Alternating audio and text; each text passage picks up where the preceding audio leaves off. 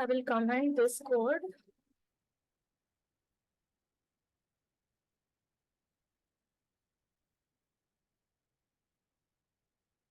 So here what we are doing is the same way for ignore bins only. I have taken one more example to explain you some more things, like we can give some ranges also. Means here we just gave a single value, right?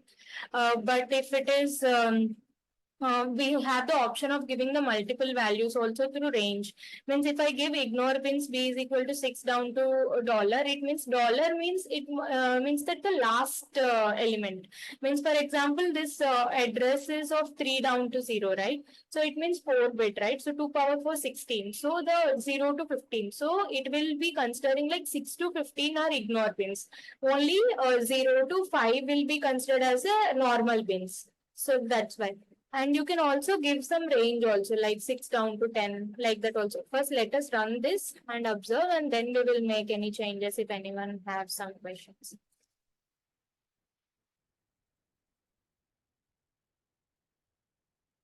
Okay. If you see it here, for the cover point, I have taken 2 ignore bins. So there can be n number of ignore bins. It's not like you can take only one ignore bin. You can say like, why can't we include both the things in one ignore bins only? Why do we have to take 2 ignore bins? This is just I have taken to explain you that we can take multiple ignore bins.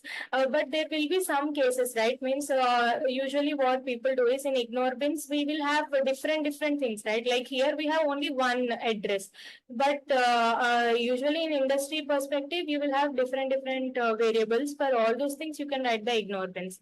And usually in industry, what they will do is they will segregate the things. Means for example, low. If you want to write for the low speed, if it's something related to data rate. So low data rate, they will create one bin. Medium data rate, they will create one bin. High data rate, they will create one bin. So bins, they will name it in such a way that low data rate bins, medium data rate bins, like that only they will mention, so that anyone who is new to the project also, as soon as they see, they will understand like what is it for. Likewise, okay.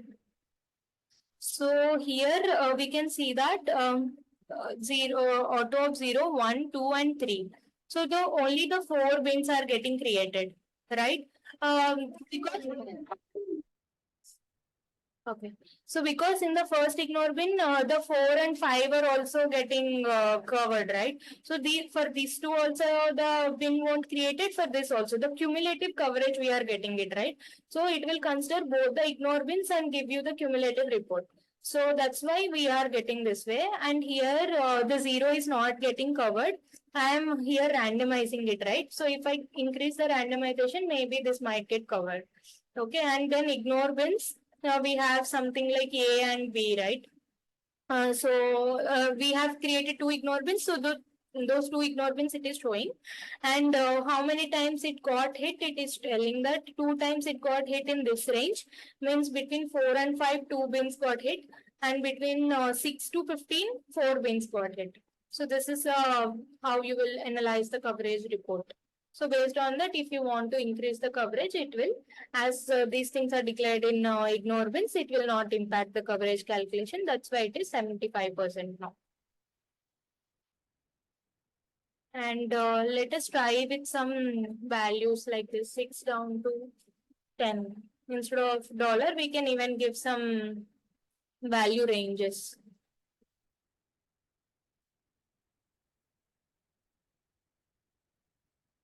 Ma'am, shouldn't it be U random instead of random? You can give you want to give U random, then you can give U random. If you want to give dollar random, you can give anything, it works.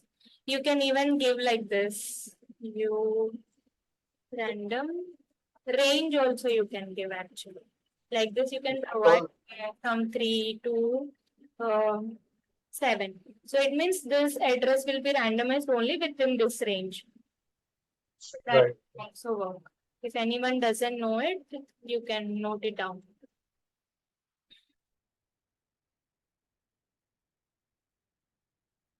So see, if you can see now, what is the change we had done? Yeah, we had changed like ignore bin 6 down to 10, right? So now the 11 down to 15 are also considered.